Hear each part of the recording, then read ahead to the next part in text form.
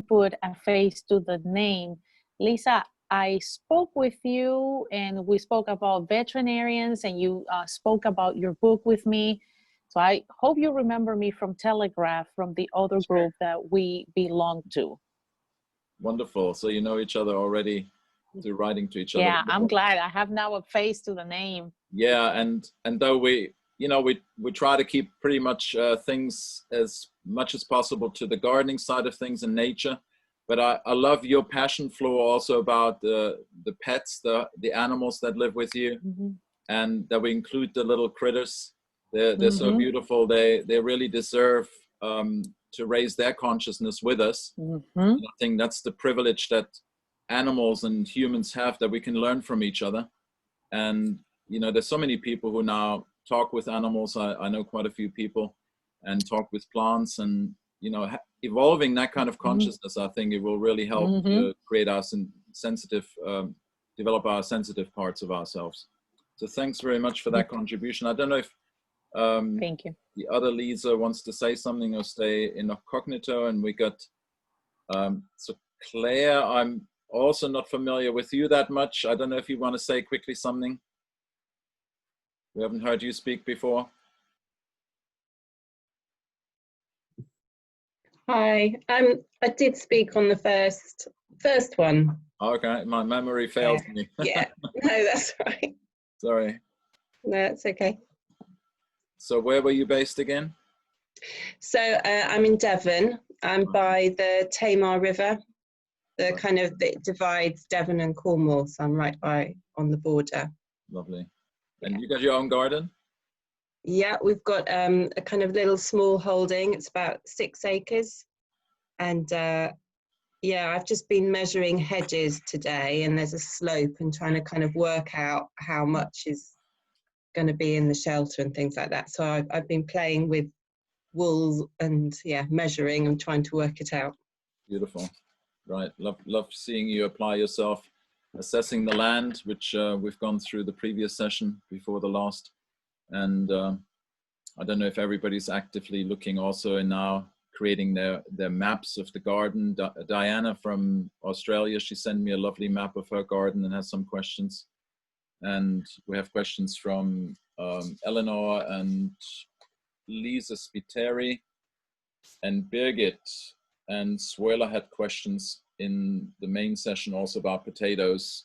And there was a question about clay patches. I don't know if she will be coming on for her to maybe elaborate on the question. So anybody else who would like to make a comment? Otherwise, we'll dive right into the questions. And do bring your questions now. If questions arise now, this is the time. It's not too late. We don't, like last time, we had a lot of questions because we sort of collected them the week previous and so on. This time we have a bit of leeway. So if you have ad hoc questions, please bring them. Very welcome. And let's take it from the top. Eleanor, you had a question about the homeopathic pest repellent or the biodynamic pest repellent.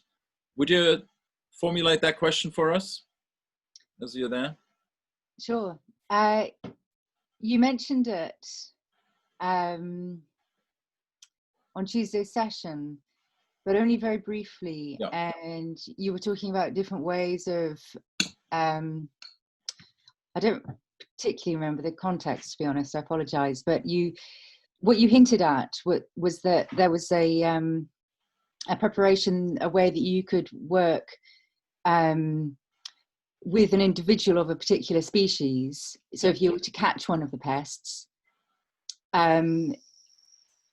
you said something like, if one of them was to sacrifice itself, then you could make a preparation to keep the rest of its species away. There were 2 things that you mentioned, 2 preparations, and that was one of them.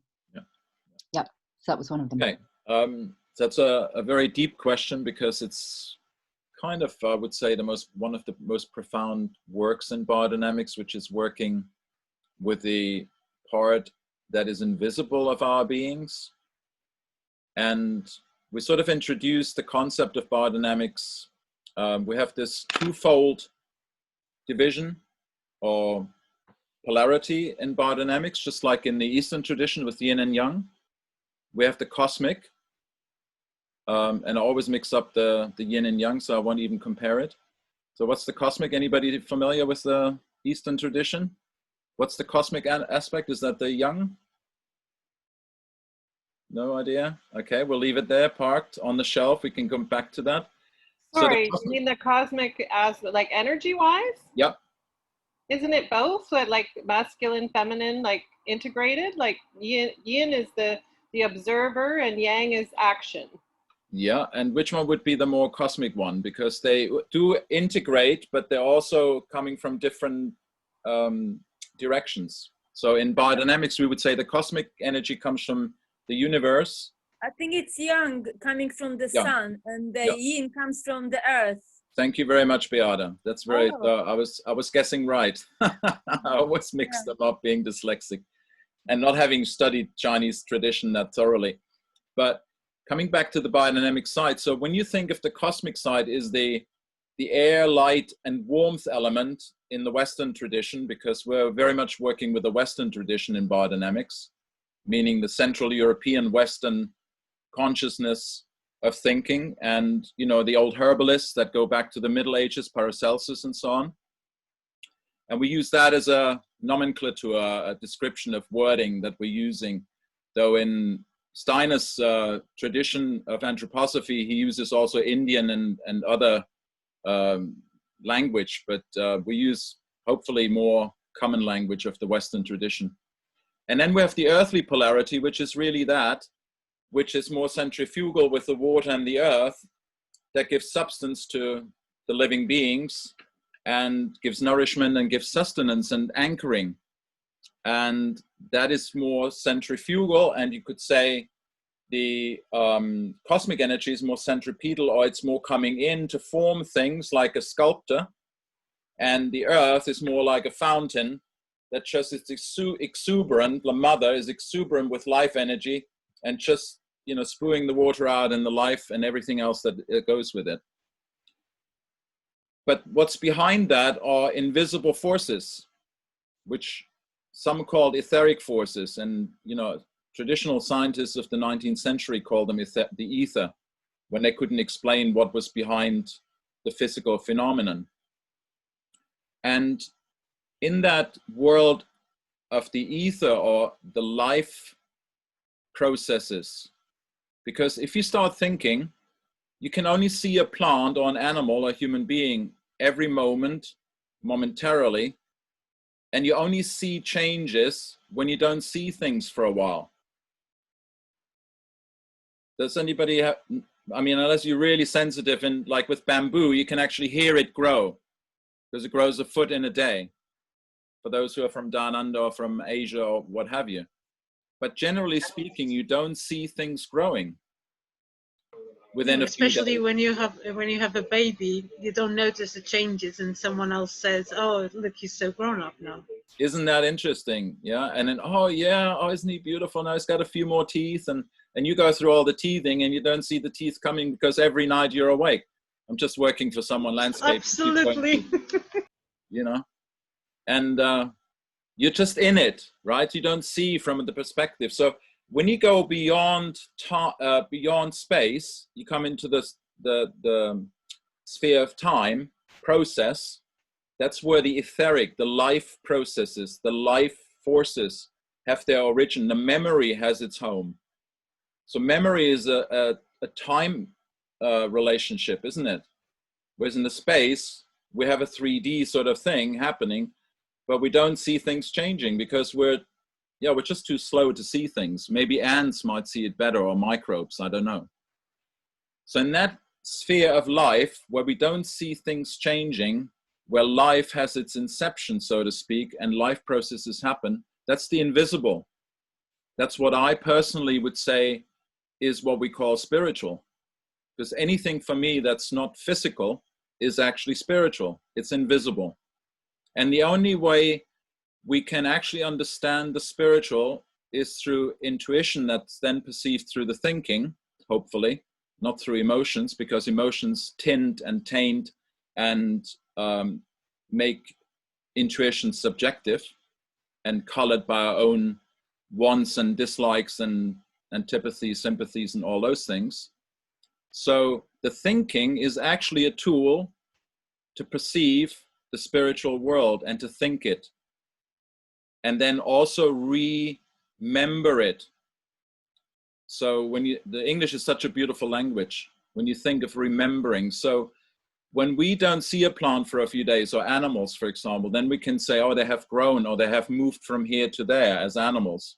Plants, they've grown from here to there. And we see the interspaces and we fill them with our imagination.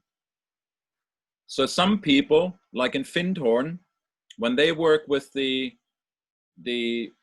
animals, the fauna, which is not domesticated, that might become a pest in the garden, they, in their thinking, address the animals and the soul of the animal in their imagination, in their thinking. They're imagining the animal and contacting and maybe even seeing the animal, because they're so powerful in their thinking to perceive the animal and the spirit, or I should say the soul of the animal, because every animal, in the way I understand the world, has only got a soul, not the spirit is not incarnated. So only human beings have each one the individual spirit.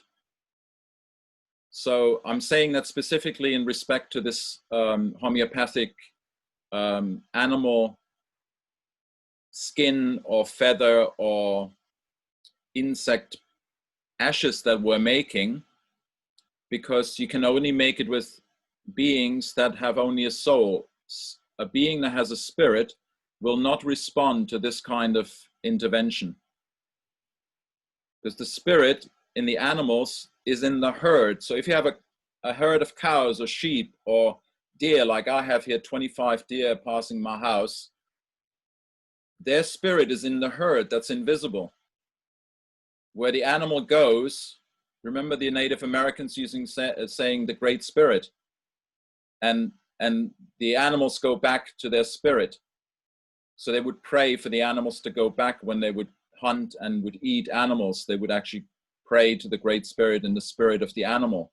But they knew the spirit was not in the animal, it was in the herd.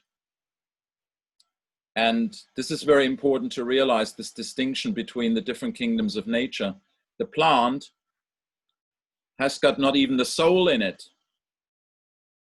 The plant's soul is in the planets. In the planetary movement, the plant finds its soul, particularly in the moon movement. And in the weather, that's the soul of the plant. So when you walk in nature and you go, oh, the plants respond to me because of my feelings and what I think and what I visualize, it's because you're walking in the soul of the plant. You're in the plant that you see in front of you. You're inside its soul. And its soul is inside of you because you're breathing in and out, and you're walking through it. You're in it. So you're one with the plant. That's why plants are so special. Sorry, can I just say? Yeah, sorry please. To interrupt. You just reminded me of something. I went to years ago at a festival. This guy that spent some time living I think it was in Africa, and he was actually he actually spent a lot of time with some witch doctors, and he went foraging with them. And before they'd go foraging, they'd actually say a prayer, and they'd burn incense and they'd do offerings, and they would basically ask the spirits that let their foraging be successful, and they would promise that they would never take more than they need, and they would respect the land, and they would not, sort of take more than they need, that sort of thing. And they found that every time they did it, their foraging was successful, and every time they didn't do it, they weren't successful. He spent quite a long time, I think about 6 months out there, sort of like studying this indigenous group, which I thought was very interesting. Another thing that springs to mind is, I can't remember the name of this Japanese guy that did tests on water crystals. Emoto. Was it Emoto? Where he sort of projected either good feelings or bad feelings, and that was really interesting. Right. Where is it? That was very interesting. I highly I highly recommend this man.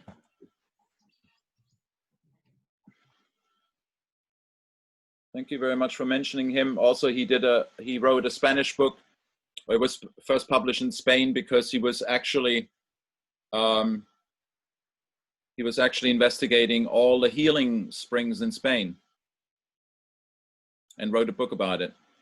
So that's available also. I think it's in English now.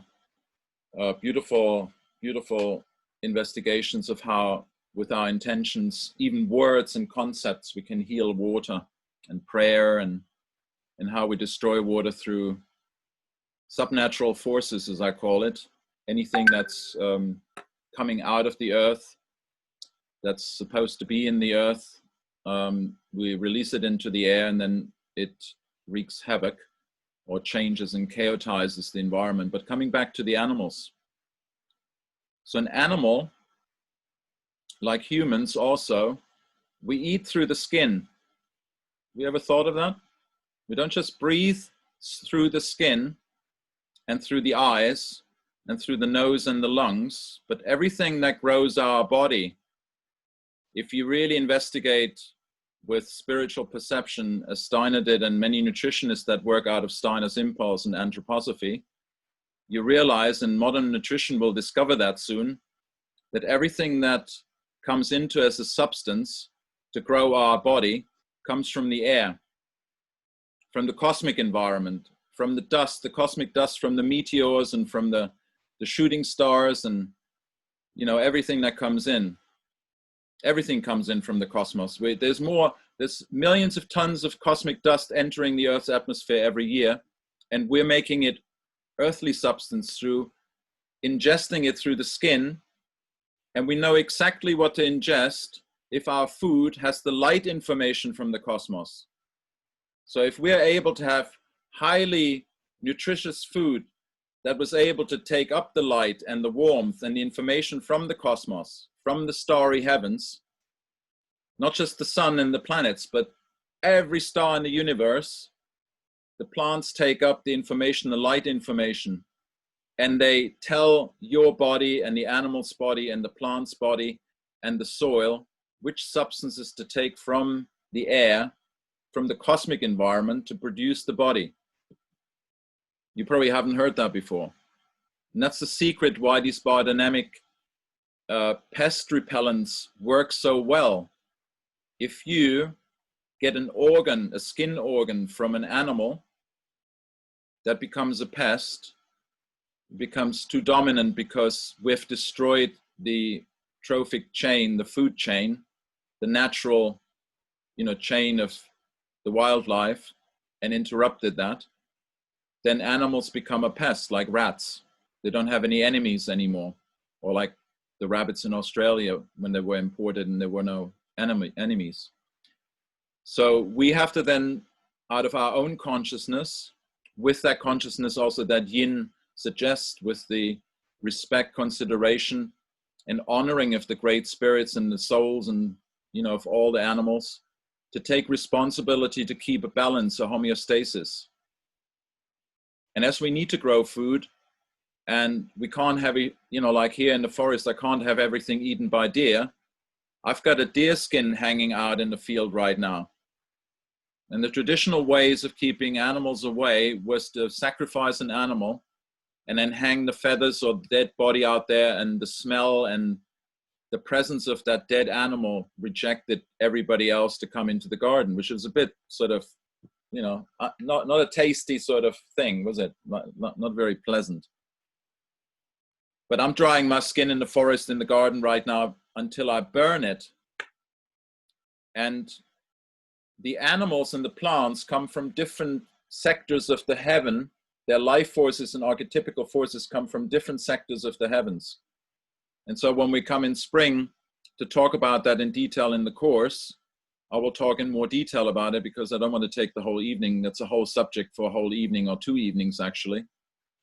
Then when you burn that skin in a certain constellation with certain planets and certain constellations in relationship to the sun, then you get the death forces inflicted on that skin, on that species of animal, to reject that animal from that area. They can't even breed there. And they won't be able to nourish themselves, because with those death forces, they won't be able to absorb in that area where you spread the ashes of that skin or feathers, whatever you burned. They can't grow. And they know that. They have an instinct, so they stay away. I usually use roadkill, because unfortunately everywhere here there's so much wildlife that crosses the roads, and we can go to a whole nother discussion there if they're roadkill or if they're actually sacrificing themselves because of the combustion engine and subnatural forces that we're using to make life more comfortable and easy. Read Schauberger, Victor Schauberger, he talks about that. I'll put it in the chat, and so it's Victor Schauberger. Google him. And so if we don't have the opportunity to wait for those constellations to happen, we can also make homeopathic ashes, where we potentize the ashes of an animal burned, hopefully 2 or 3 if we can get hold of it. Or if it's insects, like 60 different insects from the same species, and we ash them in a fire. We use the ash from the wood and from the insects or from the animals together.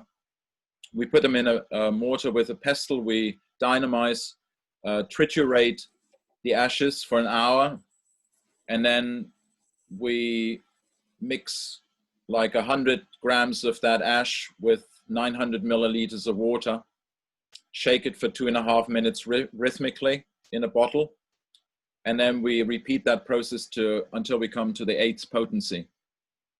And then you make a ring, a little magic ring around the area you want to protect with the animals. And you can do the same with plants, but with plants you spray the whole area.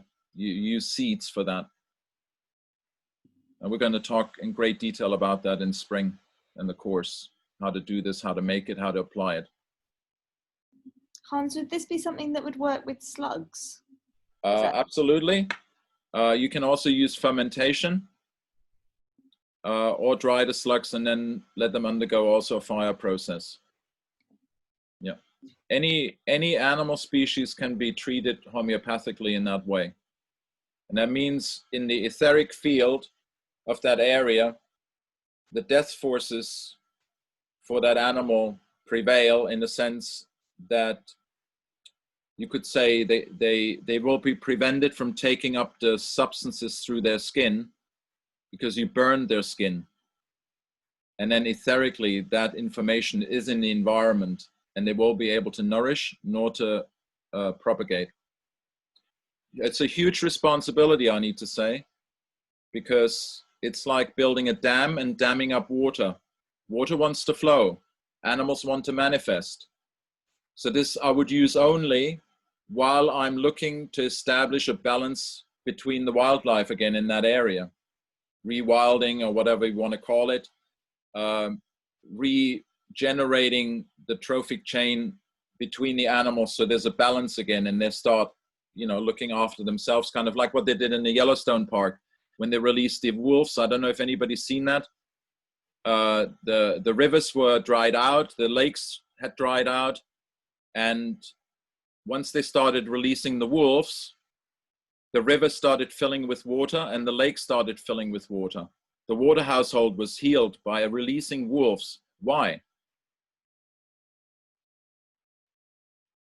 Because the wolves are the top of the food chain. And everybody else, the rabbits, the deer, all the grazing animals that overgrazed the area, and there were overpopulation of deer, they actually, the more they ate the grass, the more the roots died, the less water was retained in the soil, the less water was flowing in the river when there was no rain. So as the deer population reduced, the root level deepened in the natural pastures in Yellowstone Park. And we've had examples here in biodynamic farms where they had to import hay in spring when the grass would have started growing, because the deer and the rabbits decimated the field and the cows did have nothing to eat. So there was, very little milk to consume at that time, because in spring they had already an emergency because of too many deer and too many rabbits. So Yellowstone Park is a beautiful example of restoring and regenerating that food chain with all the animals that used to be there. And then suddenly you have something, by you interfering in that way and healing, directing, you can actually then have the animals take over and, you know, find their balance again, and nature will find their balance in the water household. We have a huge problem with that nowadays, also through farming, obviously. So that's the first question. Does that answer your question roughly? Yeah, thanks. Thank you for that amazingly deep insight into the whole skin and how we absorb the cosmic forces and the death force that is generated by that homeopathic preparation. Thank you. I need to add an anecdote because it will highlight for you, maybe, I don't know, for me it was very visceral because I lived in Alicante for many years, for 3.5 years. And Alicante and also Valencia were the most socially and consciousness, human community consciousness-wise, evolved communities in Spain. And they were obliterated by the regime of Franco.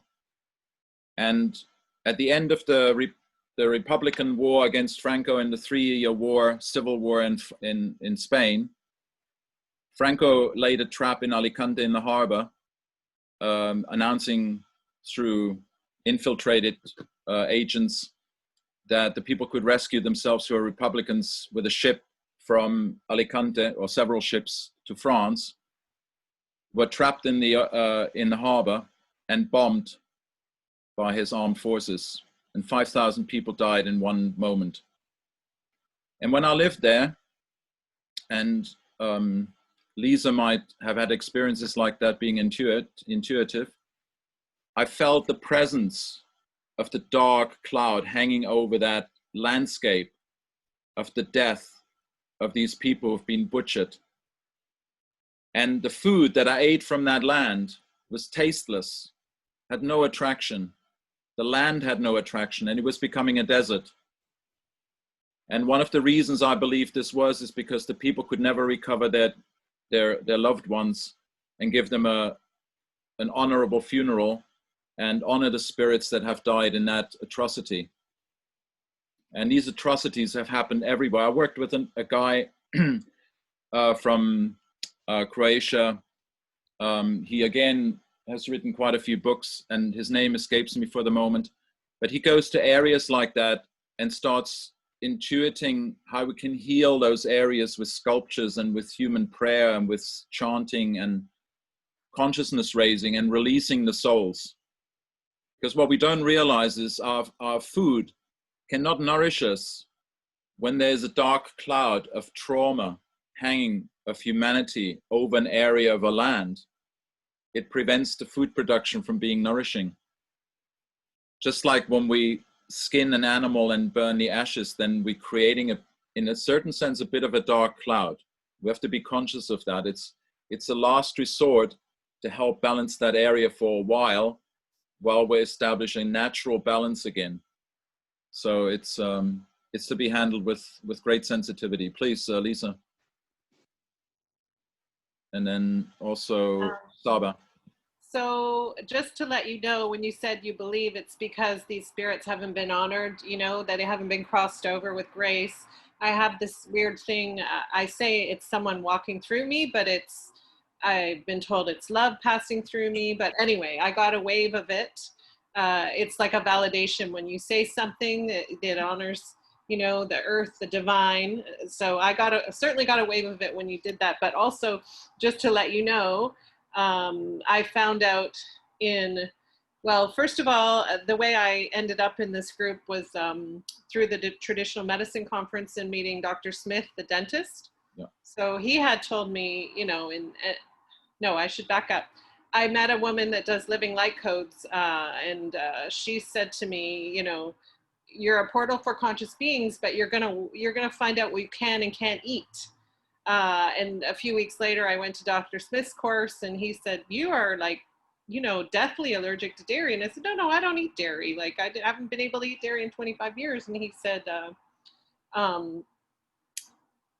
you must be eating it somehow. And then a month later, I went to Paul Moon, who I think a lot of you in this group know, and did the cyber scan. So I found out at that point, I'm virtually allergic to everything genetically modified. And I asked him, ask if I'm allergic to everything that's not in reverence with Mother Earth. And he said, yes, right? And of course, as consciousness is rising, our bodies are becoming like, you know, sensitive. What was once a sensitivity has become, you know, full-blown allergies. And I've seen so many clients like that. So I know it's so, people don't understand the energy of the food. And, you know, and in discussing like, okay, think about what they did to that animal you're eating, right? There's the energy that's trying to integrate into your body. So yeah, I totally love what you're saying. And I think, I think personally, just my own personal intuition, that our bodies and our DNA are actually adapting, right? So that we can't eat as much of these products, you know, glyphosate, pesticides, all of the animals that have been, you know, like, I don't know what the word, bastardized, right? So whenever I'm working with clients, it's like, just think about what was done to that animal. And do you think it's in reverence with Mother Earth, right? Do you think that that's in harmony with your body? Yep, totally agree. And as you say, many people will develop faster and faster sensitivities. So we're coming back to Mother Earth and the natural processes in a healing way. Saba, you had something you wanted to say, please? Yeah, it's just about when you were saying about burning stuff. How does that affect when we burn like bonfires or you know, the ashes of the trees or any burning of the plant kingdom? How does that kind of very good question work? And again, Victor Schauberger, who I mentioned here in the chat, is one of the first person that I've heard consciously talking about this in terms of any species of plant that you burn, you actually reduce the life forces of that plant.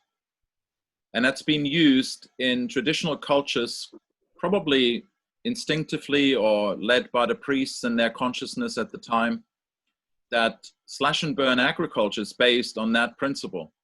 You burn down the forest after 40 years, and I've mentioned that before in terms of crop rotations and the brutality of what happens in an area like that. Of course, you burn all the wildlife that's trapped in that fire. So you have consciously, unconsciously, willingly, unwillingly also created ashes from those animals. So you're protecting, in a way, your plants from pests and diseases that are living in that area. And all that ash builds up on top of the humus that's very acid from the trees. And then in 3 years, you know, it all comes back to life. And then eventually the seeds from the plants that are in the compost, in that topsoil, or I call it compost, it's not really topsoil, regenerates. So in short, this was a tradition that was practiced by English gardeners until recently. You know, now bonfires are, bonfires are prohibited, except for tonight. We are on a very special night here in England, UK. I don't know if you know, it's bonfire night, 5th of November. So Guy Fawkes night, who tried to supposedly blow up the parliament. So he's been put on the fire, like the Cathars and other people who've been burned in the Middle Ages on the stake, and the witches. So there's a huge, you go 20 miles down the road here, there's 1 million people right now with 5 fireworks and a huge bonfires in each area in the city in Lewes. It's one of the most known city here in England. And then, you know, what happens when you burn things, even if it's wood with a certain consciousness? What do you project into the environment? We have to really start becoming conscious of our consciousness or lack of consciousness in what we're thinking. So any plant was burned in the gardens, you know, for pests and diseases, said, well, have a tomato plant, it's had, you know, botrytis or whatever, burn it, or the potato haulms or what have you. But the little we know about that is, well, then you weaken actually the species of the tomatoes also. So it's much better actually putting it into the compost and let the fire of the bacteria and the fungus community destroy that microbial community that was a pest, and also the plant, and then give it back new life to the humus. So that's a new way of working with it. But my question was more if we are like have a fire pit, or if we have wood, you know, like a fireplace or something, and we are burning logs. Just a wood fire with logs, like say oak from an oak tree. What, I don't know, whatever you get, I'm not sure. I'm just asking, how does that affect the garden or the place we have the... Okay, so the garden itself, if you had an oak tree and then spread the oak ashes from the oak wood being burned, it would weaken its life forces. But if you don't spread the ashes... Oh, even the ashes still in a place, they radiate out. Right. Yeah, just like water radiates out. And then I think there's a biochemical process going on also that the ashes actually attract. When you think of ashes, there are the minerals from the first elemental chart, the first two columns of the elemental chart, the chemical elements, and all the elements that are on the other side, they're more volatile, like phosphorus and carbon and all the substances that are responsible for protein formation. And we know protein formation is important for building substance in a plant or in a living being, for them to grow. Without protein, there's no growth. Carbon is there for the energy, but if we don't have nitrogen, phosphorus, hydrogen, and sulfur, and they're all volatile substances. So they're burned with the burning, and the ash attracts these substances in nature and takes them away from the animals. That's my uninformed guess of how this works biochemically, because it works with forces, but it also works biochemically. So when your fireplace die down, are you, because a lot of people say it's very good for the soil if you take it. Yeah, absolutely. So you use the ashes for lightening up your soil if it's a heavy soil, warming it up in spring because it creates a chemical reaction with the soil carbon and acidity in the soil. So it connects with other substances, and then particularly carbon, and releases heat. It's got many benefits at the same time for your vegetable garden, for example. But say it's an oak ash, it would affect the oaks. And we don't understand, I think, enough yet that whatever we consume, if we don't put consciousness back into nature of like what was done with prayer, of praying to the oak, praying to whatever, visualizing that being nourished, then we can take that life force for our own life. But if we don't do that, we deplete nature. That's why we see so many deserts now. So I think it's a whole new step in consciousness we have to take. Yes, please, Flo. I have a question. I just want to make sure I'm understanding all this. In order to not to have a pest in the garden, do you have to kill the animal, or can you use, like you said, the feather or something? Because I find that I don't think I will be able to kill an animal. And my other question is, if we do that, we don't want the animal to be in the garden anymore. Is that going to be permanent? And if it's permanent, I believe, in my opinion, we might change the balance of Mother Nature. So I'm a little bit concerned. I know biodynamics does everything correctly, but I just want to make sure I understand, especially like killing the animal to do this. Well, ideally, we wouldn't have to kill the animals because, as I said in the beginning, that the predators are there. Okay. And we're the biggest predator. We're the top of the chain. We kill bears, we kill wolves. We have the weapons to do that, or the intellect or the intelligence. But with that, we have the responsibility also seeing how much of that we do. Is it, for our own, just like the the settlers did in America to kill the bulls, the bisons and all those just for the fun and to starve the Native Americans. You know, that's one motive. But one other motive would be, well, if I don't want to starve and I grow my own food and the pigeons come and eat all my grain, well, what am I going to eat? Where's the balance? Yeah. Okay. And traditionally they would kill an animal, hang it up, and keep the rest of the pigeons away. But with Steiner, he said, no, we can do this in a much more cultured way. We can actually just have 1 or 2 pigeons and sacrifice them, which is, he described this in the following way.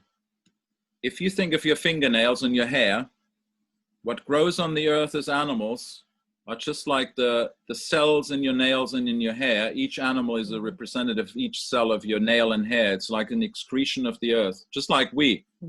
You know, we're kind of an excretion also. But in the animals, as I said, they have a soul and their spirit is in the invisible. When you kill an animal, the Native Americans knew they go back to the spirit and will be born again in the place where they can live well, where they want it. If you can create a garden where badgers, I don't know which ones you've got, groundhogs or what you have in Northern Carolina, you know, you have groundhogs and other animals, and particularly deer and elk and what have you. If they come in your garden, you know, I had a garden, a growing area of 3.5 acres in Connecticut. Every day a row of lettuce was missing. I had people to feed, you know, they paid for it. They were going to hang me, you know. No, I'm just kidding. That would have happened maybe 200 years ago, you know. He didn't provide the food. He got the money and he's off with the deer, you know. But you see the balance. You got to have the right motivation to look at this and then say, well, if I have enough area, I will create areas for these animals to live. I will create the natural hedges and the trees where they have fodder that I can share with them. And I will give up a row of lettuce or, you know, whatever, because in organic farming and gardening, we say 20% of what we grow goes to environmental benefit. In a conventional farm, they want 100%, 110, and put the chemicals and kill everything.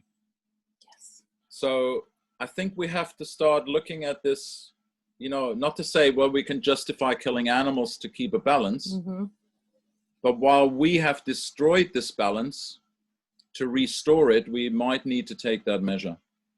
Okay. I have another question. What happened to your squirrel? Still alive? Oh, it's back. My calendulas are gone and the Swiss chart's gone, so I'm eating the things it doesn't like. Yeah. So Mokush is coming almost every day. We gave him a name. Well, Jude gave him a name. Jude is there. You have to understand, he's eating the best food in the world. That's the challenge when you're in the middle of the forest and there's, you know, someone spraying Roundup. My landlord is spraying Roundup, so they come to where it's clean. Yeah. Anyway, so that was that first question extended, and I think it needed a bit of description to understand it well. The second question is maybe as challenging as the first one, because it's again about animals and animals being slaughtered. Sorry, today we're all about animals, but it's a question from Eleanor again, and she says, what about in your handout in the last course, you talked about hoofenhorn and sprinkling it on the garden. So hoofenhorn is a byproduct of the slaughter industry, just like blood meal and fish meal and other high concentrated nitrogen-rich fertilizers. And you know, with hoofenhorn, you have a lot of phosphorus and silica and other elements that are in it. So traditionally in English gardening, gardeners would use that in a garden environment for the heavy feeders, which we've been talking about last session, which would be the brassica cabbage family and the tomatoes and the tomato family or nightshade family and the cucumber family. And then you would give a fine sprinkling of those, the ground up hoof and horn from slaughterhouses from animals. Because basically you could say, well, the animals are slaughtered already. You can use it, you know, have a waste that's just going to go into the environment, or you're going to put it into your garden. Just a brief anecdote. Has anybody heard of the vegan restaurant in San Francisco? Madre mia, what's it called again? Something with agradecido, I can't remember. It had a Spanish name. They basically had a vegan restaurant where people played a board game to appreciate what they lived in the day, and to get the people into the restaurant, which was vegan, and to play the board game, they served the vegan food. And then they realized that the vegan food, the vegetables they bought, were grown with animal byproducts like hoof and horn, blood meal, and such things. And I said, well, we don't want hoof and horn coming from the slaughterhouses from conventional animals. We're going to buy our own farm and our own animals and raise the animals and use the dung. And then if they're slaughtered, we can use the residues ourselves. Well, as they were a vegan restaurant, they had a huge, huge uprising and boycott to the restaurant because they started actually rearing animals that then would give the dung to produce the food that those people were eating before, with worse conditions from animals that were worse treated from CAFOs, that's those intensive feeding lots, rather than from a biodynamic farm where the animals are loved and live freely and, you know, really cared for. But that's the kind of situation we live in nowadays, that we have been so distorted in our agriculture and gardening methods that, you know, we hear hoof and horn or animals and eating meat, and then we have the hair stand at end. I'm a meat eater, you know, so I don't want to defend that, but I think we're evolving in consciousness to eat less and less meat, or less and less food altogether. But when you do need meat, you know, you have to slaughter an animal, then you have byproducts, you have bones, you have everything from the animal. Are you just going to throw it away? So you use it in the garden. And hoof and horn is a wonderful one for fruit trees, for long-term fertilization, for the nitrogen, phosphorus, the silica. And bringing that, in biodynamics, we want to bring the animal element into the garden, the astrality being the soul qualities of animals, as many animals as we can have in the garden. Because the plants, as I said, their soul is far out. Their astrality is in the planets, in the universe. And we need to bring that astrality in so the plant grows stronger and more resistant and more luscious and more vital. And then will give us more nutrition on all levels of our own being, because we have a life body and we have a soul, we have an astral body, and we have a spirit body, and we have higher members also we won't go into. So sorry, I have a vegan restaurant. Okay. That's what we're growing for, or it's now become a bit more vegetarian. Yeah. And I last year grew a portion of the vegetables for that restaurant, and I tried to do it in a vegan way. Yeah. So I was kind of picking up the slugs and then carrying them somewhere else. Okay. And everything was covered all the time. Absolutely everything had mesh or fleece on it at all times. It didn't, I mean, we grew a portion, but I don't think, they didn't seem to be the most healthy. We didn't use dung or anything else. And now that we've moved to this farm, obviously there is a lot of manure around, and we spoke to Limeburn Hill, to Robin, who's a biodynamic wine producer. Yeah. And obviously wine is very hard to get that is vegan. Yeah. So that's kind of why we've gone down this, but I'm just hoping that we can do as much as we can with this, with the predators, to avoid. I don't know how, I'm not sure how comfortable the vegans would be with eating vegetables if I've done a slug burning. I think it's a very difficult question to answer. You don't know until you do it. Like in the cafe, whatever it was called, agradecido, I call it, appreciation cafe in San Francisco, where they took the stance and they said, we're not going to buy, in your case, you're buying plastic.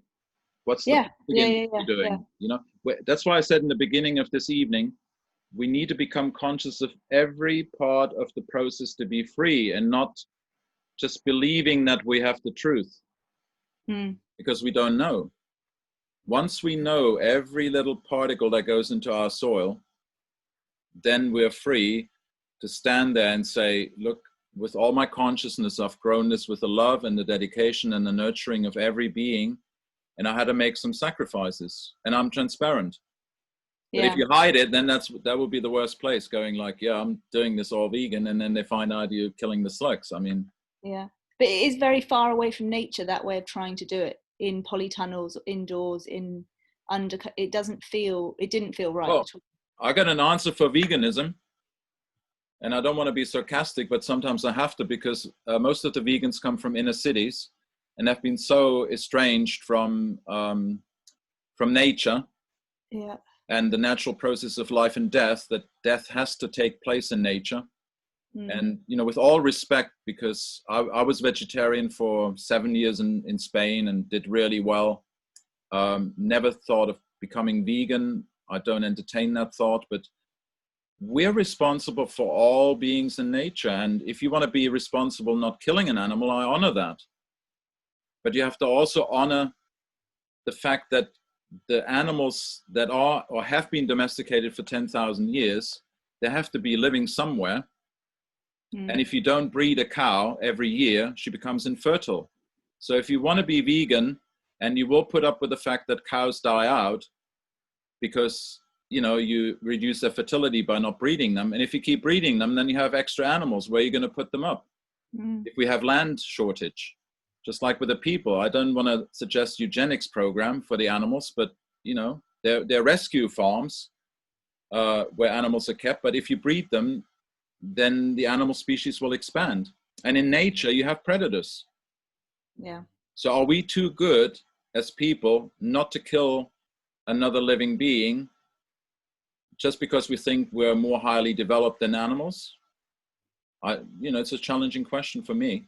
It's a conversation we have a lot at work, but yeah, I'm fully on board with this method. It does feel more, it just feels a lot more natural. It does feel more in connection with the land. Yeah. Not constantly fighting every single pest from every single direction with plastic and nets. Yeah, I love you saying that, because, you know, I've seen in many situations that people do that with a fighting consciousness. It's not about fighting, and it's not so much about protecting. It's about co-living and in a synergistic way of living side by side and honoring each other. And if we can read the signs in nature, what is lacking, you know, like I pointed out in the beginning of the course, well, if you just leave a dead tree and you have a prey bird moving in, you know, and people don't want to build compost because of the rats, then you have you have already created a balance. And if you create your hedges, which I've been so insisting on in your gardens and your trees and things, then you create an environment for the owls to hunt again, you know, and they need a pair of owls, small ones, need 2 kilometers of hedges. They have a habitat, you know, and we've killed that all off. So the gardens is the future hope for the restoration of wildlife, not the farms, unless they're biodynamic, because biodynamics, not that they do set aside, but they're planting huge amount of hedges and have forests and, you know, have all the different elements of what a real nature environment needs to look like, but integrated into a partly utilitarian, partly into a cultural, and partly into a spiritual community building activity. So there's a haven again for people to have everything there that they need, even for going for walks in the forest, and they have their firewood and they have their building wood. And, you know, we need to start thinking holistic again. We're so spoiled with plastics and with industrial processes. Quick fixes. Yeah, quick fixes. There you go. And Schauberger and people like in Austria, the foresters, they would think 300 years in advance. Yeah. Because that's how long an oak tree or a beech will live, or a yew, or, you know, because that's the consciousness people had. We have to regain that. I love this question here. Lisa Spiteri, the air system growing towers.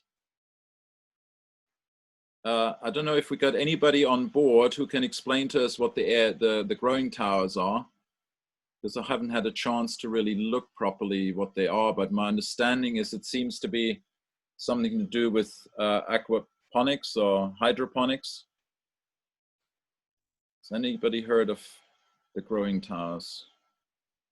No? So Hans, it kind of looks like a hydroponic system, but they have these air chambers. Yeah. And so it seems like it gets its nutrition via aeration as opposed to through the hydroponics, but obviously there is some water involved. Yeah. And the whole premise behind it was that, oh, we can grow the food so much faster by utilizing this air element versus a water or a soil element. Of course, it was created for space issues. Yeah. Yep. But it does seem like there's a great deal of possibility with it. And they don't really address the issue of like where the seeds come from and all that kind of stuff. But I think that was besides the point of my question. And you mentioned also, is there a problem with not all the elements being involved? Is that true, Lisa? Right. Yeah, okay. Yeah, so I was just curious. I had a lot of questions that came up because of that. So I'll just highlight in very quickly a few things. The first thing is, the first premise is, if a plant is not nourished for its nourishment from the soil by the microorganisms in the soil and by the humus, we're short-circuiting the nutrition of the plant, meaning the plant then will not have a relationship nor to the soil nor to the cosmos.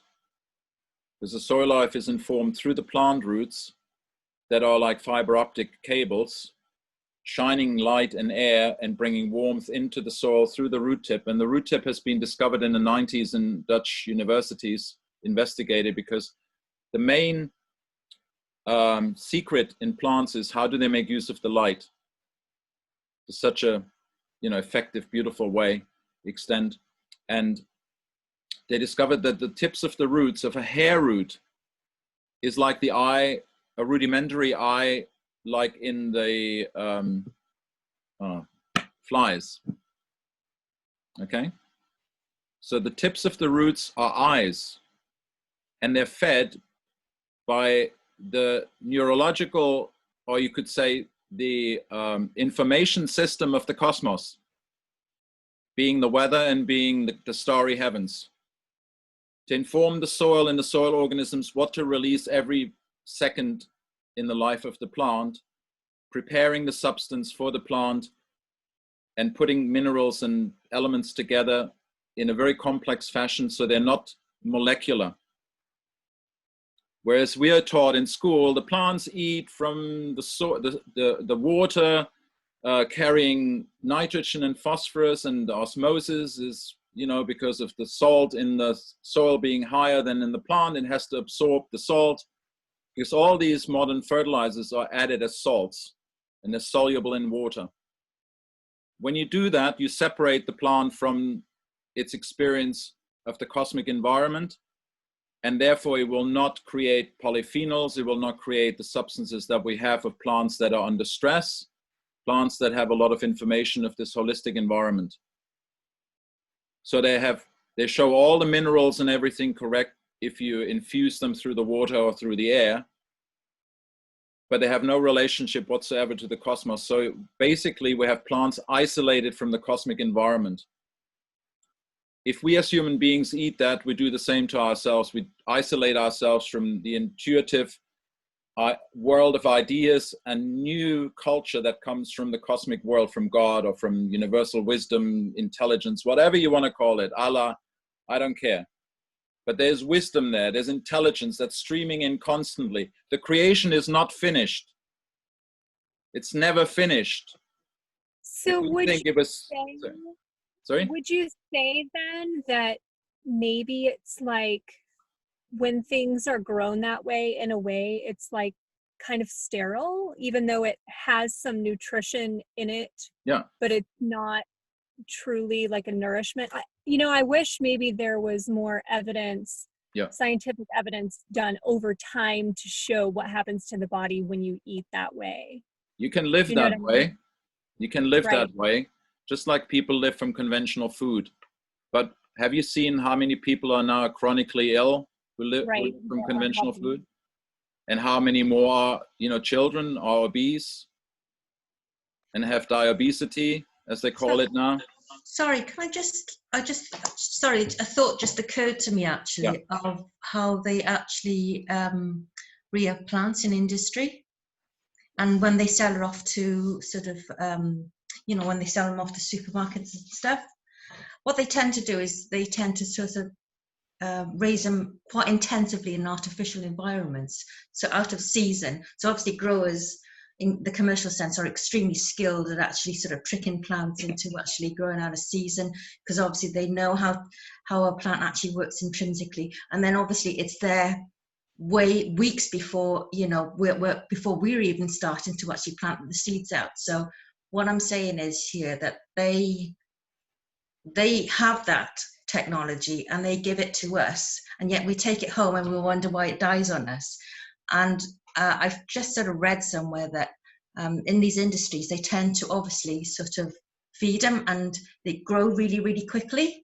So it's really intensively, it's a bit like cattle. They fatten them up and they pump them full of chemicals and they're really buff and beautiful, and then you take them home and they just sort of slump. Don't they? Well, they sort of slump, they look they sort of weaken and they look sort of really sorry for themselves. That's what I find anyway. But absolutely, you're totally right. And when you landscape and you go to the garden centers nowadays, it's a nightmare to getting good quality plants that will actually survive in the gardens of your clients, because they grow them on in very artificial environments, as you say, very pushed. What do they do with children? They do the same with education. They push them to intellectually thrive at 2 years of age and learn already the 3 R's. And then you do a test and when they're 15 and they don't even know anymore how to read and write, because you overloaded the system. By then, they're so sick because you used up the life forces for thinking, or you used up the life forces in plants to be force-fed like a sick patient in a hospital, that the plant has no power of its own anymore to actually connect the cosmos and the earth as the real receptacle, the chalice, the holy grail of nature. The plants are like the holy grail. They bring spirit into the earth, and the spirit in the earth is bringing up the substance for us to then be spiritualized and raised to consciousness and given back to God, or whatever you want to call it. It's a constant flow. If we isolate that in plants that are fed with air, water, and soluble minerals, these minerals, they're broken down in the body and they leak through the leaky gut because they agitate leaky gut. And then we get allergies, and they don't have the light information and the information for us to take up the substance through the skin to build our body in the image of God, in the image of the human being, or the image of a cow, or image of whatever animal it is or plant. So that disruption has happened since they discovered chemistry and went down the rabbit hole of, you know, molecular chemistry, but they don't realize that you can not feed a plant through the chemical element. The chemical element will force itself on the plant, just like an idea is forced on you if you are indoctrinated often enough and you believe it, but it's not the truth. The chemical element is not the true substance that the plant needs. The true substance comes from microorganisms. And the worst development now is with nanotechnology, that they're actually developing now nanofertilizers and pesticides and so on to bypass everything of that, even the water.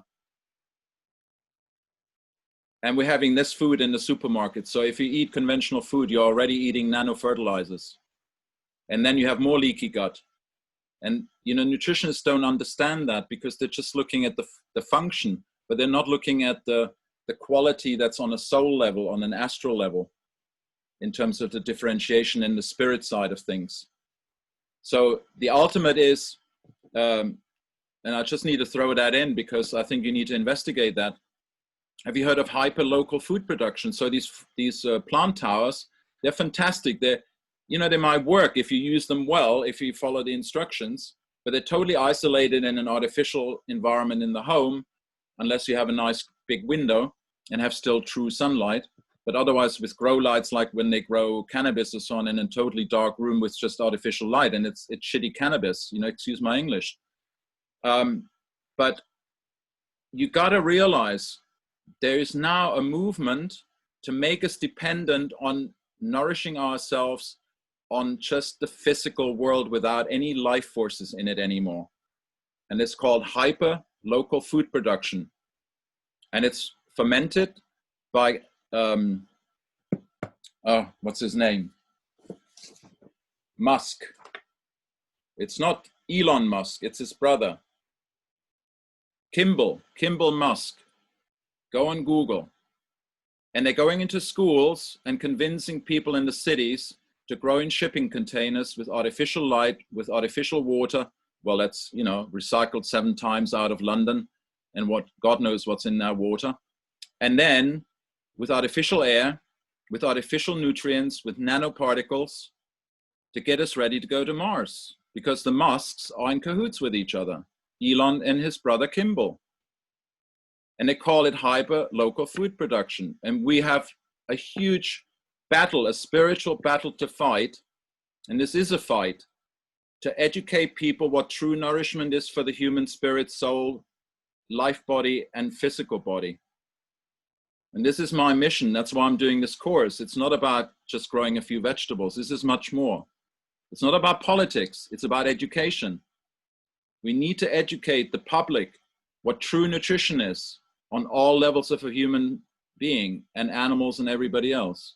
And what it means for human consciousness to grow food in a shipping container with a metal casing and give shit about the environment. Because they basically don't, you can put a shipping container in an old car park because, you know, I don't want to even go down that road. What's going on? Because we need to get ready to go to Mars. Just like they got the Irish ready to populate America with a potato plight. And if anybody wants to know more about it, come on our site on Wednesday where we talk about those issues, you know? And it looks so fantastic, a grow tower. I don't want to put them down. They're great and innovative people, probably have done it with the best intentions, but they're not knowing what they're buying into and what they're creating for human beings or not creating. So I get very passionate about that. Sorry, anybody else who wants to have a comment? That's why I asked the question, because, you know, it does seem very enticing. And I don't know if you explained that at the beginning. Maybe it was in the other WhatsApp group that someone shared this grow tower. I'm not sure which. It was, yeah, it was in a natural medicine group, yeah. Right. So there was, just so that everyone in this group knows, that someone showed this concept of a growing tower where things could grow 4 times, you know, its rate. And I was, you know, immediately thinking, and they have a section on the website that says this should and could be put in schools, and this all sounds great. And so my immediate question was, of course, well, could you even use that model with soil, something like that? Now we're talking. Dynamics as well. That's kind of a question like for later to get the wheels spinning. Yeah, absolutely. But I wanted to know what was wrong with the concept, and you know, Yen brought up that great point too about this. What really happens to the vegetables when they're grown in similar manners? But I really wanted to have a fuller understanding of how the elements inform the plant and why it's not healthy to leave them out. And I do think it's so important. So I was really wanting a long explanation for that. So last comment there is, if you control growth or any process, any life process long enough, once that control is not there, that being can't live without control. That's true. Pampered, it's made dependent. That's what they try to do with the potato. You know, for the diabetics, they created a potato that they injected and spliced the gene with the insulin producing hormone, you know, genes. So you would have potatoes for insulin resistant diabetics, type 2, to eat potatoes from Monsanto that would give them the substitute for their own insulin, which they couldn't produce supposedly sufficiently, and then make them dependent on potatoes. But fortunately, the Hungarian scientists in Scotland found out that produces cancer within 2 months in rats. And then he was sacked. this is the kind of consciousness with which food is being designed, created, and you don't have to worry about the animals too much in the future because they're producing that also in artificial GMO environments anyway, already protein. But that's on the side. So, Birgit. That was, I think you're talking about the Mr. Puskai in Scotland. That's right. Yeah, that was him. You got a good memory. During Mr. Blair's. Yeah. I think there is. I've seen a really good interview years ago with him on YouTube. I forgot the name, but maybe it's still there, as he was talking about it, what it did, and how he had all his scientists, and as he published what he actually had found, he was sacked. Everything was closed down. He was discredited. Yeah. And he had a gagging order for 5 years not to talk to anyone about it. Yeah. Destroyed career completely. Disgraceful. So talking about potatoes, because I wanted to lead up to potatoes. Suella had a question, and then Birgit. Can I ask a quick question, Hans? Yes, please.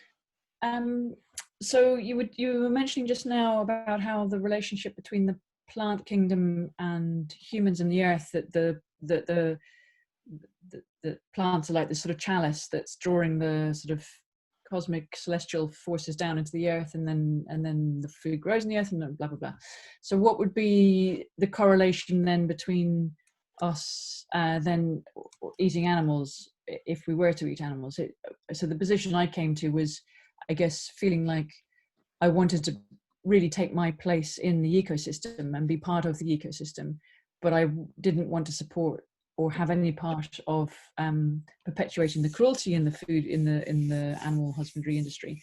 So where I came to was, well, look, I'll eat wild meat. So, myself and a friend, and we hunt wild meat, and we would hunt wild, whether it's fish or deer or whatever. But that then seems to me like there's no cruelty involved in that.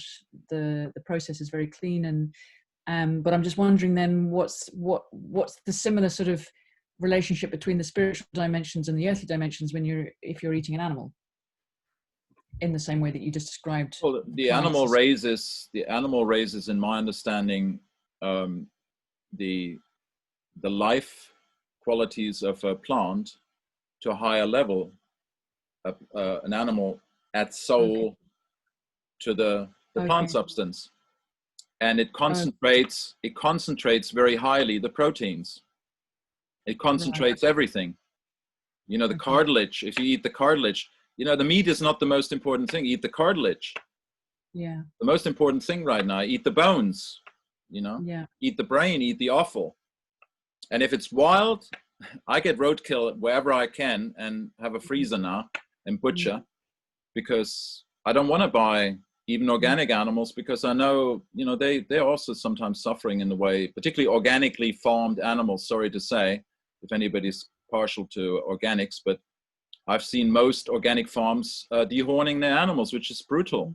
Horns need to be on. The animal is sick. As soon as you cut a horn off when it's alive, it's sick. It can't meditate on the food anymore, and it can't produce the manure that the land needs. It can't, the sun forces and the moon forces are cut off in the animal. It's then also separate like the plant that's fertilized by artificial fertilizer. So there's so much. If we were to start a study group on just biodynamic agriculture and the different visions that we have on the different kingdoms of nature, you would be absolutely flabbergasted of how little of what we need to have in place is actually in place now, or the opposite is the case. So that's what really fascinates me, is understanding that side of things. Yeah. And that's true spirituality. That's, when spirit becomes matter, and the highest spirituality works in the deepest matter in a transformative alchemical process.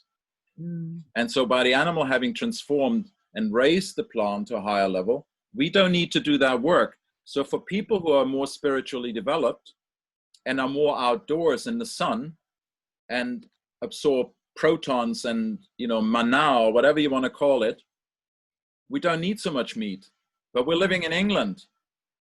I went to work today, and the whole day was like Halloween, spider webs and an eerie sort of nebulous atmosphere and no sun.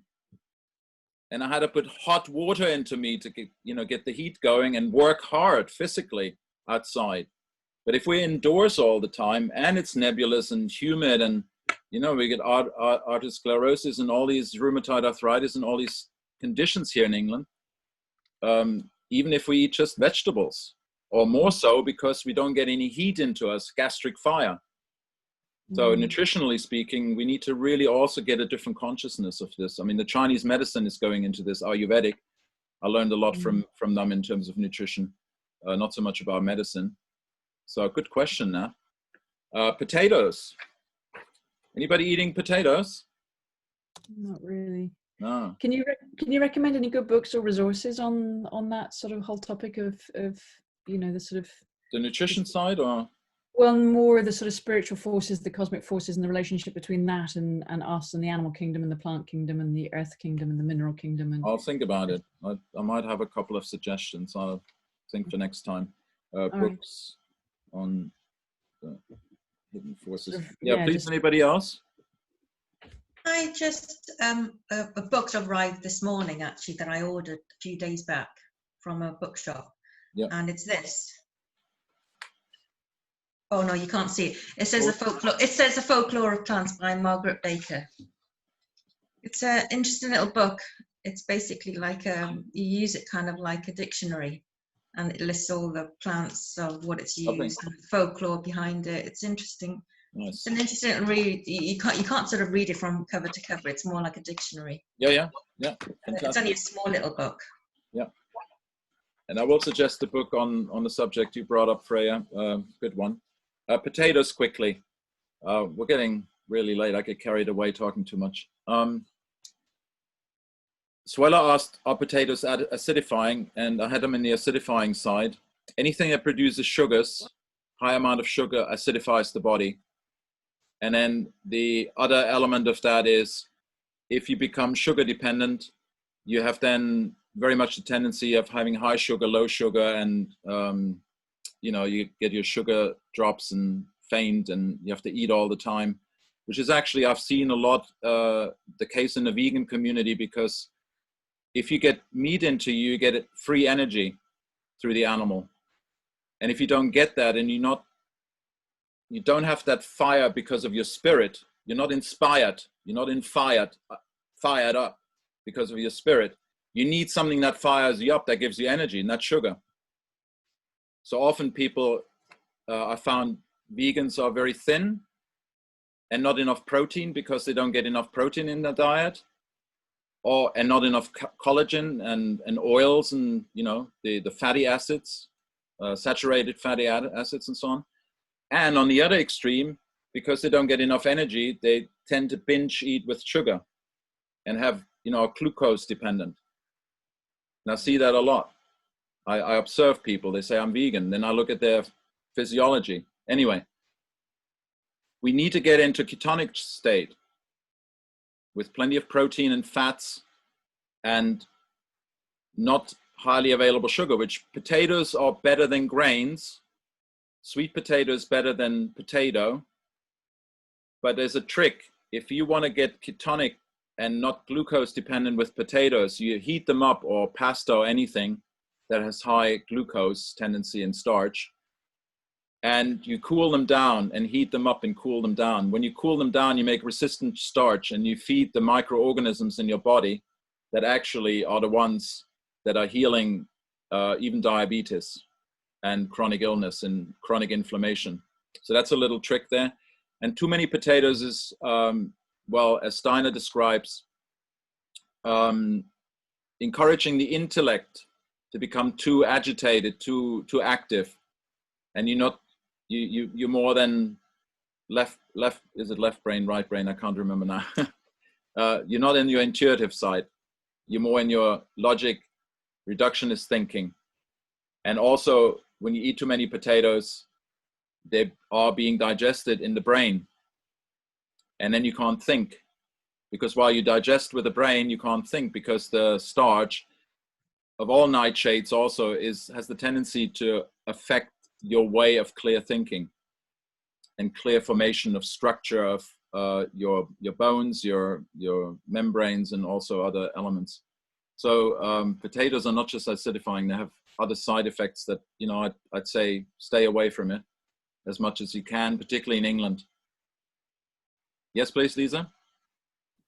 I just wonder, sorry, this is really new to me from this perspective, but like for me, things like potatoes are the, you know, in the Chinese medicine, it's like between 3 and 5, you know, most people have too much electric and too much metal in their body. And, you know, the element is white. So, you know, I find I go through phases where I'm craving, you know, things like rutabagas, parsnips, potatoes, lately potatoes. So, but is that the, you know, like a sugar craving you think because usually doesn't that balance out the electricity in the body or the metal element? Well, potatoes have a lot of potassium, and that might be an issue you might be having. So you need a lot of potassium and sodium in the day to replace the magnesium and the sodium. No, sorry. So potassium, calcium. Okay, potassium and calcium, you need to they need to enter the cell in, sorry, potassium and sodium need to enter into the cell in the morning, late afternoon, and take out magnesium and calcium. Okay, interesting. All so right. If you eat plenty of sodium in the morning and less in the evening, you're helping that. Have a magnesium bath or a spray in the evening, then your calcium, also the whole calcium gated stuff with the EMFs is going to be reduced. If you have that electrolytic convergence happening during the day and night, there's a biorhythm, a circadian rhythm with the 4 elements, and there need to be plenty in the cell in night, magnesium and calcium, and then they need to be replaced in the day by potassium and sodium. Okay. So if you change your diet to eat one that's, you know, lots of bananas in the morning, so you get that electrolytes in. Okay. I just feel my way around, so it's been a crazy adventure. You know, I eat vegan for you know 15 days, and then I eat a burger. Yeah, so sure.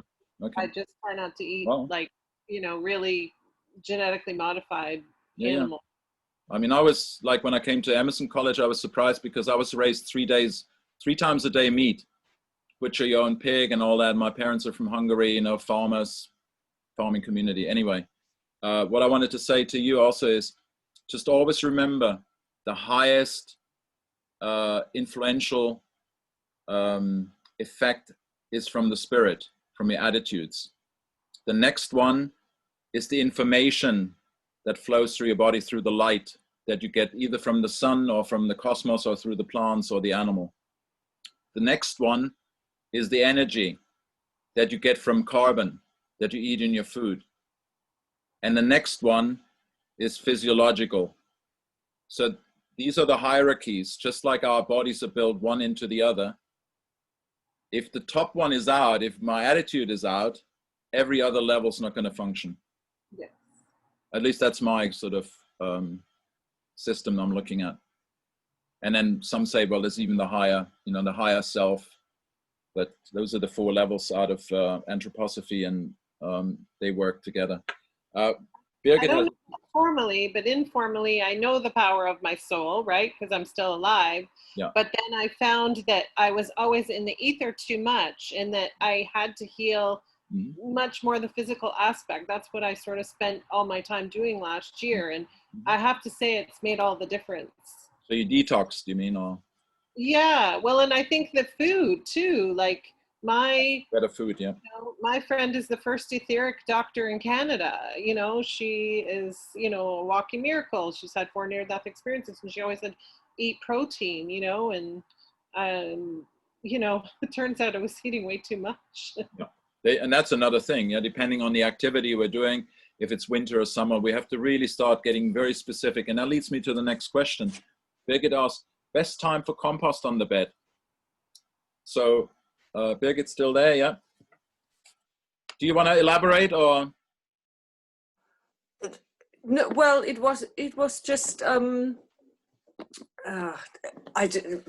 was just wondering, because, you know, now you prepare the beds for winter, you sort of harvest the last things. So do you put the compost on now so that you can I just wanted to hear it from your perspective. You know, Yeah. do you put it on in the spring, or what's the, yeah. Look at the polarity, look at the intention, look at the outcome, because everything that we do, there's no right or wrong. It's always juxtaposition to an intention and an outcome that we're looking for. So we have to start linking everything up and thinking a little bit more process thinking and more relationship thinking, rather than just asking a plain question. And this is a very good question, by the way, because when's the best time? And then I'd add to it, for what? And we have two processes in nature, just like I described in the human being. In autumn, the earth is producing a huge amount of rooting. And I send you out a little snippet of one of my charts, which are made to depict the four elements, how they're active right now and where they're active. In autumn, they're active under the earth. At this time, there's no etheric forces available, no life forces above the earth. That's why all the leaves are dropping and the people are dying like flies. And the flu season is starting, and everything's just going, mentally we're not as active, and we have darkness happening, which then precipitates in depression. So everything's pulling down, down, down into the earth, into our body, into the meditation, into the inner process. Humus formation, remembering the year, starting recovering, and the soil organisms are remembering the organic matter that's falling into the soil to create new humus for the season. So if we put compost in the soil now, we're producing long-term stable humus in the soil, just like with green manuring or any crop residues that go in the soil. And it encourages rooting of plants. So now is the time to plant your fruit trees and deciduous trees for hedges and things. Now is the time. You can even do bare root transplants. And then comes spring. And that's just using the two juxtaposition, not to get too long. And that's when the earth wakes up and the etheric forces wake up. And you know how Beltane was traditionally the fertility festival in the Celtic tradition here in England. Of course, in the southern hemisphere, it's all back to front. You have now Beltane there and in Brazil, and you're celebrating life forces and thunderstorms and water and exuberance. And, the Morris dancers would come out in England and pound the earth and wake up the earth and wake up their own sexual energy and their own lymphatic drainage, and, and clear out the last bits from the winter. So then we're consuming a lot of energy. Hopefully we put a lot of fat on in winter, animal fats and whatever we could get in the autumn and winter. And now we get rid of it in activity. And the soil, you have to think of the humus like fat in the human body. Now it's time for the microorganisms, different ones, to attack the humus, or put the compost and add even compost, and it'll be all digested and given to the plants through the microorganisms. Okay. And that are the two different times when compost is in a way most effective. So from September onwards until now, to put your compost on for humus formation, or to even build compost for really good humus. And then in spring, you create maybe a compost that's more effective. That's, a 2 months, 3 months compost with the increasing heat outside. It's a quick turnover compost, and then it will be a top dressing for your brassicas and your heavy feeders. So then you use the compost to nourish the soil organisms to release more nutrients for the plants. And you might even with that break down some humus, and you have to then remember in autumn to rebuild it. So that's for the compost. Does that make sense? Yes. And that's just really rudimentary. In spring, when we talk about a compost, we go into more detail there. Hedge planting for drainage quickly. So if you're in a farmland, low-lying land, floodland, what have you, you notice maybe alders and willows and poplars, and in other areas, maybe in Australia, you have the eucalyptus, which gets the water up from deep down, drains the water.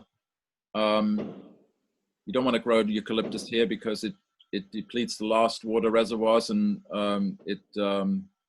it also doesn't decompose, because in Australia it's got the microorganisms to be decomposed, whereas here in England or in the Northern Hemisphere, there are no microorganisms. It's totally antiseptic and you have a problem. So for the drainage, I would say in a garden environment, for drainage, you have to put drainage ditches in, or you have to aerate the soil regularly. So the capillary reaction, meaning, have you ever noticed that the trees have like finer and finer branches towards the leaves, and then the leaves have finer and finer veins, and they're like the capillaries of our arteries in the body. And the water is drawn to the extremities of our body. If the capillaries are working well, if we don't have arteriosclerosis and not enough iron and stuff, then the blood is drawn to the capillaries. The water in the soil is drawn to the surface. And if we open the surface and stir it, particularly in the morning, then it evaporates more moisture. If we stir it at night, it accumulates more moisture. So you can use moving the soil in a shallow fashion with hoeing to evaporate moisture and drain it. But I would never use trees or hedges in a garden environment to drain your garden soil, because that would mean your hedge roots and your tree roots grow into the garden beds, and that's the last thing you want. Okay? Regarding 4-year crop rotation, what about the 5th year? Anybody wants to have a go? A guess, good guess or good idea? So for 4 years, we rotate heavy feeders, medium heavy feeders, givers, contributors, and light feeders, and then light feeders in the 4th year. What might come in the 5th year? Craig? A rest year? A rest year. Okay, so if you have a farm or enough garden land, you could put that land under grass, wildflower pasture 2-3 years with clovers and deep rooting agricultural chicory and stuff, parsley and plantain and all these beautiful wild plants, and let it rest and have a fallow, as they call. The wild plants come up and it has a rest. In a place, if you have little land, you might have in between some green manures anyway. In the 3rd year, you have your green manures, the givers, and the 4th year, the light feeders. And then because you want you need your cabbages, your cabbage plants or your tomatoes and cucumbers and so on. You go back to the year 1 from year 4 and just put more compost. So when we come into how to fertilize and so on, we'll talk about quantities of compost and what type of compost, which animals and so on. Okay. In Maria Thune's literature, she gives the land rest in the 5th year with strawberries for 3 years, for example. And you know what? Those are just orientations. You can try anything. There's no end to it. You can invent other things. Up to you. Why does she do strawberries? Sorry? Why does she do strawberries? Where or when? What? Why? Why strawberries? Oh. Well, because it's a perennial crop. And strawberries, which used to last 30 years in organic management, now only last about 3 years because of what we heard earlier, the way they were treated. And, over-fertilized and overbred and everything else. They're hybrids, by the way, between the European strawberry and the Andes, the wild strawberry from the Andes and the wild strawberry from Europe, and they hybridize them. So they have seeds, but they're propagated vegetatively through the runners. And when you reproduce a plant vegetatively, and it doesn't go through the seed state, they reduce their vitalities. That's why strawberries have been so reduced, and their vitality only lasts 3 years now also. It's a good cleaning crop. You mulch them, you add a lot of humus, so the soil's building up. And strawberries like a humus-rich soil, so you add a lot of good compost to them. So it's a real soil builder. Okay. And then last but not least, I have a very long description from Diane from Australia. And I saw those photos. They're just amazing, with palm trees and you know, succulents and things. And I'm seeing the directions, and I'm standing on my head. I can't wrap my head around. Where's the sun coming from? Okay, it's coming from the north. And when you think of northwest, that's where the sun in Australia sets in winter. And so you have to turn everything upside down. Anyway, so the question there was about the gaps in the hedge, and should we make it grow there to close and protect our bits of our cell to grow more hedge plants? Would you like to elaborate maybe on that question to understand it better? Yeah, well, I guess hedges aren't a normal kind of Australian thing to have.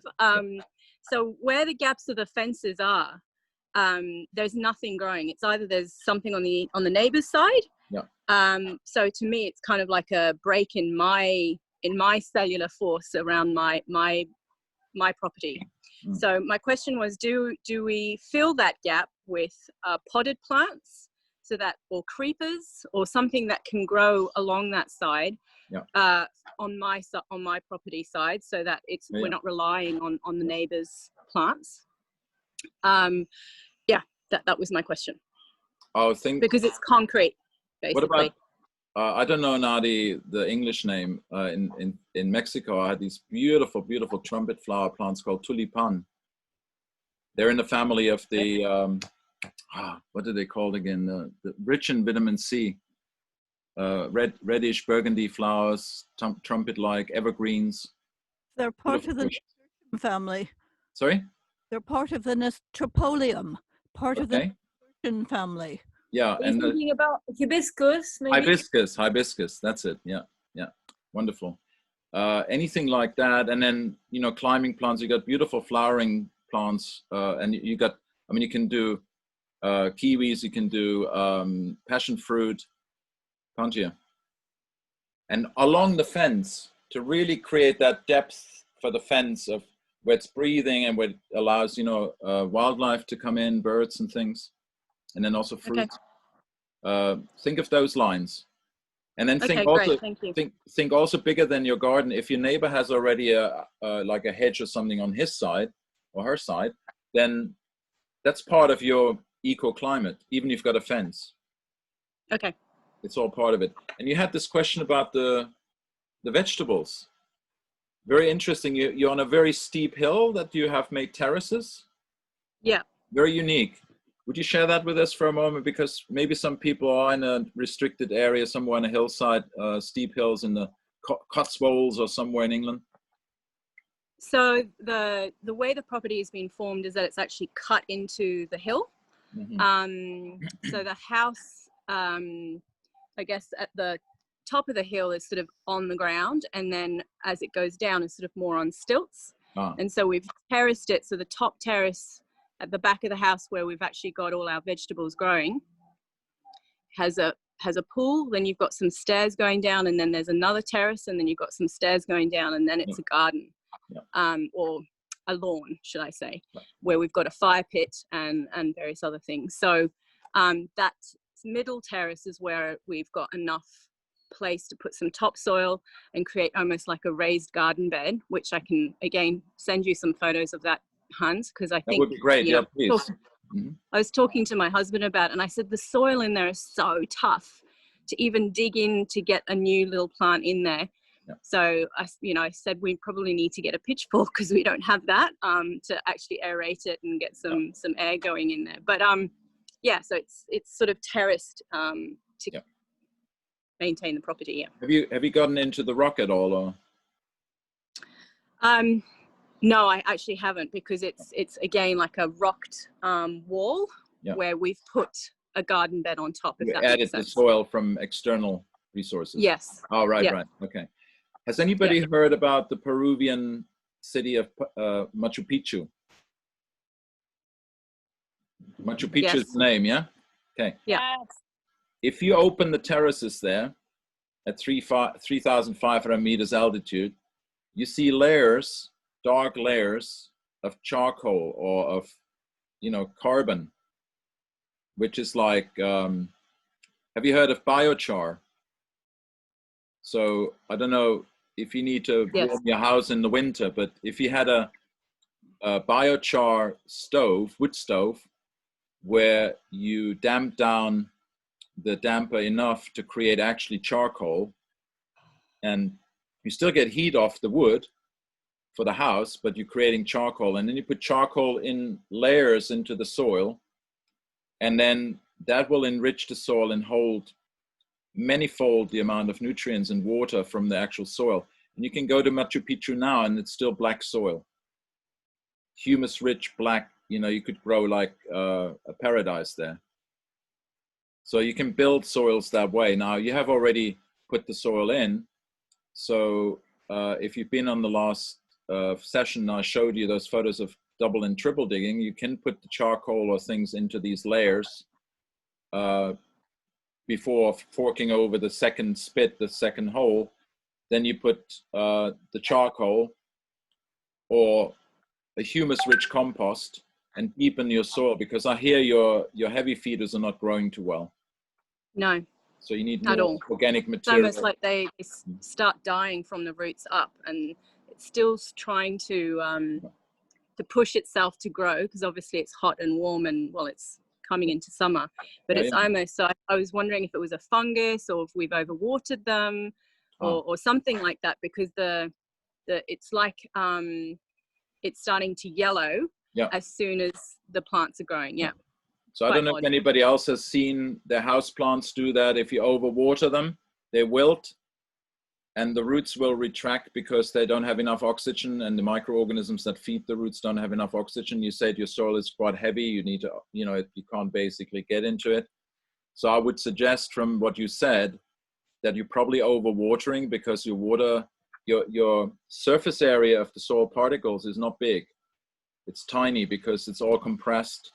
And so it can't absorb much water. So it might be that you're overwatering, and then the plants don't have any air and they wilt. And yeah, we stopped the watering because we thought that's what it was, but now it's still carrying on. 2 months later, you know. So okay. Well, once you get the pathogen, it's what happens then is you get pathogens in the ground that will start eating away on the roots, and they're still probably there.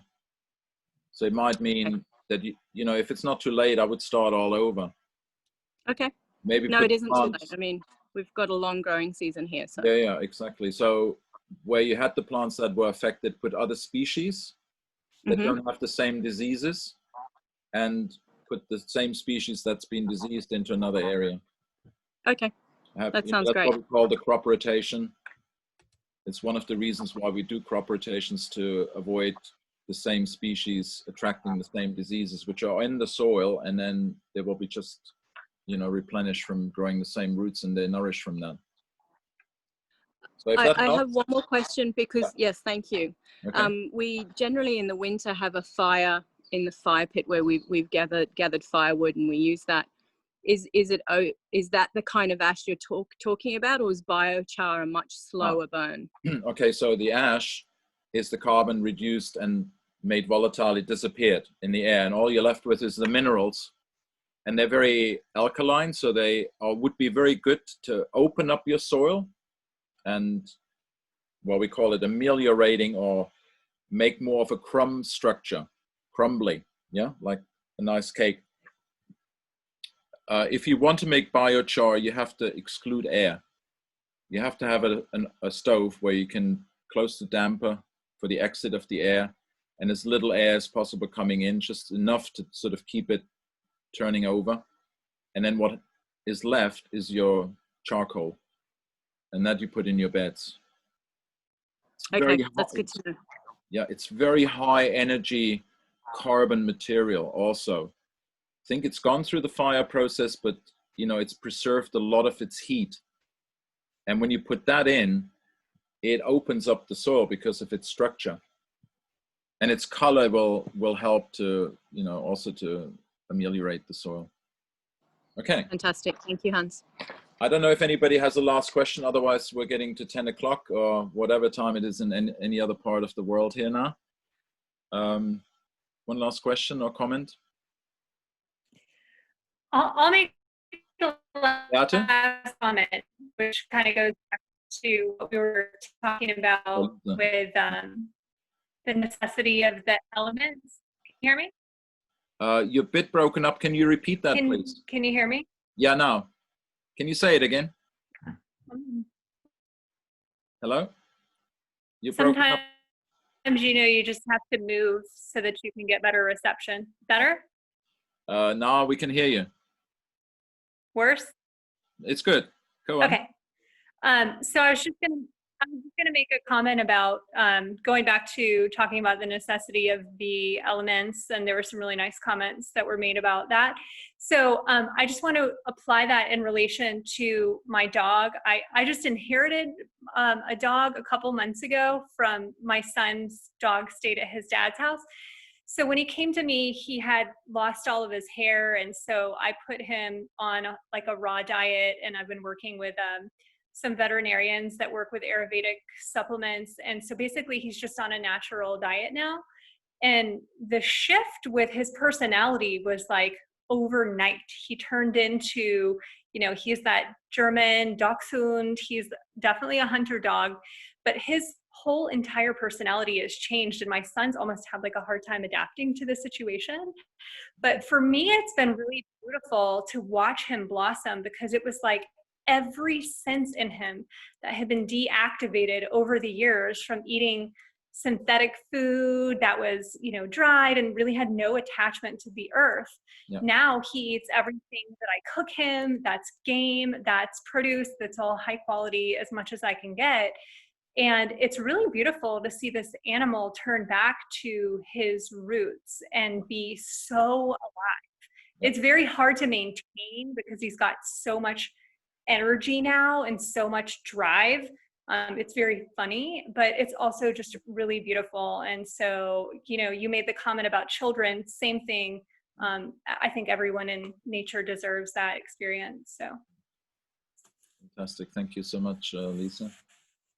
Anybody else? Otherwise, it's not urgent. Can I just something about go on.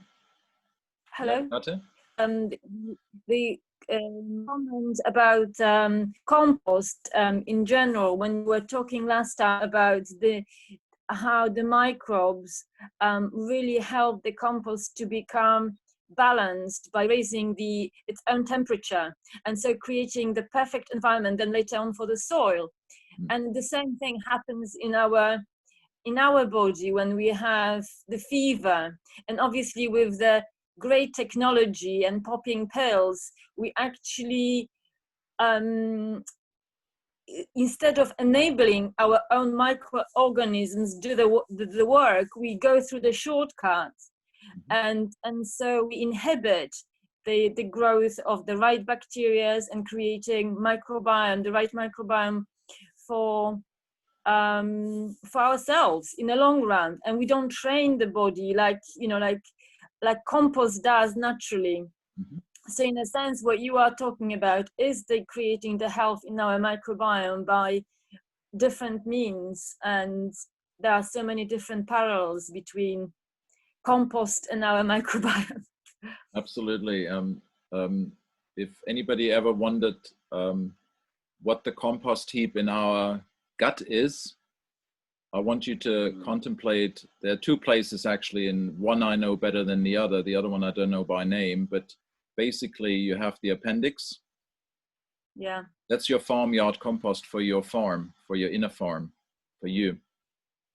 And if your farm compost in you is not receiving healthy food that's alkalizing more than acidifying, and it goes putrid, and it's a continuous process, and you get appendicitis. So it's not, it's not just happening for no reason. It's because you stuffed stuff in there that wasn't good for you. And smokers have it even more. I know from my dad. Yeah, and he stopped smoking afterwards. He couldn't even smoke anymore. was good for him, having appendicitis. And then there's another area where the small intestines go into the large intestine, and that can be disrupted also if the food balance is not right. I forget what that's called, but that's another area. And so if we eat a diverse diet constantly, then we can nourish that compost heap in our own organism. So I'll leave you with that as an image maybe to ponder upon, and also encourage you to go out and, you know, as we said in the session on Tuesday, make use of wherever you go, look at your plants that are growing, take in what herbs you're seeing growing, asking yourself, well, what's the context? You know, what's the time of year? And really make those observations a daily exercise for you. And then also seeing, you know, how your environment in your garden changes with the days now getting so much more quickly shorter. And, you know, we have this time now, I mentioned it in the email, of the death forces being so strong, because all the life is withdrawn under the surface of the earth, and, you know, the veil has lifted. So make use of this time also for visioning, for being in communication with the other side. There's a lot of opportunities beyond just gardening. So just to leave that with you as a thought and inspiration, and hope you're going to have an amazing week. It's going to be fruitful and inspiring, and lots of discoveries on the way, and looking forward to see those who are in the course on Tuesday at 8 p.m. British Standard Time. I don't know what the time scale, when other countries are changing their summertime or day length saving, as they call it also. So you got to adjust your time, please, and see the rest of you back on Thursday, same time. Thank you very much. Have a fantastic week. Thanks, Hans-Gunther. Blessing. Thank you, Hans. Thank you. Thank you, Hans. You're welcome. Thank you, Great pleasure and delight. Thank you. Good night. Thanks so much. Bye-bye. Bye. I'll We're meeting send on out Friday. the recording soon.